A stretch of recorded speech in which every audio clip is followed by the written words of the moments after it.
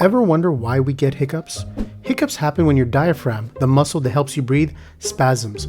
This tends to happen from eating a lot too quickly or having fizzy drinks, since it causes the stomach to grow quickly, putting pressure on the diaphragm. This causes a quick intake of air that's suddenly stopped by the vocal cords, producing that familiar hic sound. So how do you stop them? Well, the one way that always seems to work for me, taking a deep breath, holding it in, and then fully exhaling. The built-up carbon dioxide relaxes the diaphragm.